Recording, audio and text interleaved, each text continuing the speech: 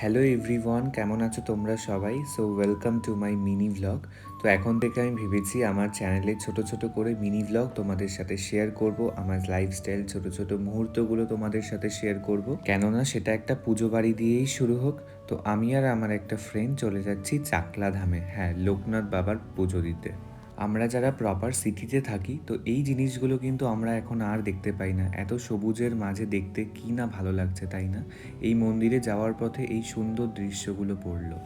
তো আমরা যেহেতু বেশ কিছুটা লেটে এসেছি, তো আগে গিয়েই ঝটপট করে হাত ধুয়ে ভালো করে ডালাটা নিয়ে নিয়েছি। এখানে বিভিন্ন দামেরই কিন্তু ডালা অ্যাভেলেবেল রয়েছে। তো আগে আমরা যখন চাকলাধামে এসেছি তখন সিস্টেমগুলো একটু অন্যরকম ছিল, এখন একটু বদলে গেছে, অনেক নিয়ম কারণ হয়েছে এখানটা। তো এই হচ্ছে লোকনাথ বাবার জন্মস্থান।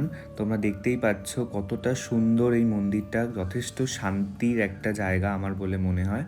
তো আমরা ফাইনালি ডালা নিয়ে কিন্তু ভেতরে ঢুকে গেছি। আমরা ঢুকেই আগে পুজো দিতে চলে গেছি, তার কারণ অনেকটা যেহেতু লেট হয়ে গেছিলো, মন্দির বন্ধ হয়ে যেত, তো সেই জন্য আগেই ফাটাফাট করে আমরা পুজো দিয়ে নিয়েছি। এটা হচ্ছে পুজোর বাইরে ধূপকাঠি দেওয়ার জায়গাটা। তো আমরা ঝটপট এবার মোমবাতি ধূপকাঠিগুলো জ্বালিয়ে তারপর আমরা ধীরে ধীরে খাওয়ার দিকে চলে যাব।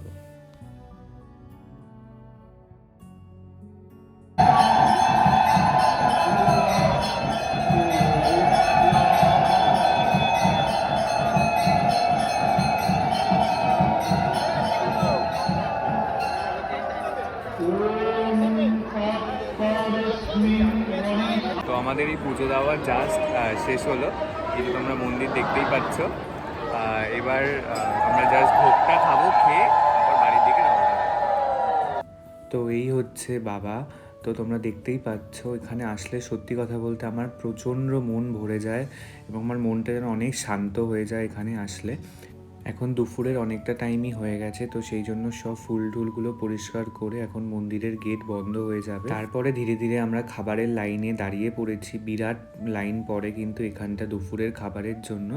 তো ফাইনালি এখানে দুপুরের খাবার খেতে কিন্তু আমরা বসে পড়েছি। খিচুড়ি, আলুর দম, পোলাও, পায়েস, চাটনি, অনেক কিছু থাকে এই মেনুতে। অ্যান্ড ফাইনালি আমাদের এই মিনি ব্লগটা কেমন লাগলো সবাই জানিও।